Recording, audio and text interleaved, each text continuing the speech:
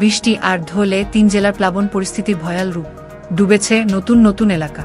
নেত্রকোনায় পানির নিচে rail line. আবার জমি সব পানি চলে পড়েছে, বাইরে গেছে, অনেক মানুষ ডুবে গেছে এবং গরু বাছুর এবং খাবার দাবারের আমাদের খুবই অসুবিধা। আপনারা দেখছেন BD24 নিউজ, সঙ্গে আছি আমি ফারিয়া নাজনী।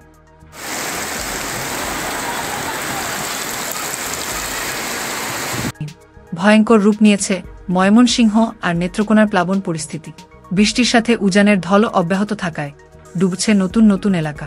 পানি বন্দী হয়ে আছেন কয়েক লাখ মানুষ। ৩ দিনে দেশের সর্বোচ্চ বৃষ্টিপাতের রেকর্ড করা হয়েছে নেত্রকোনাতে। ময়মনসিংহ ও পূর্বধলার জারিয়া রেলপথে পানি ওঠে, ব্যাহত আছে চলাচল।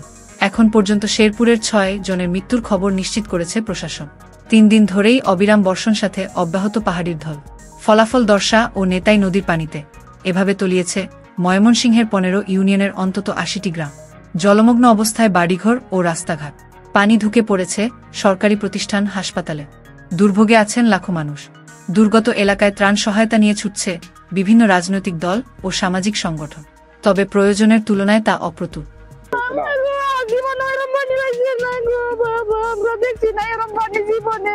কয়েকটা নদী পার হইয়া এটা আমাদের কংস নদী আছে, কংস নদীতে নামে এবং কংস নদী হইয়া সেটা চলে যায়। বৃষ্টিটা কমে যায় তাহলে আসলে পানি খুব দ্রুত নেমে যাবে, কিন্তু আমাদের দুর্ভাগ্যবশত বৃষ্টিটা কমছে না এবং আবহাওয়া অফিস যেটা বলছে আরো একদিন আসলে এটা বৃষ্টি থাকতে পারে।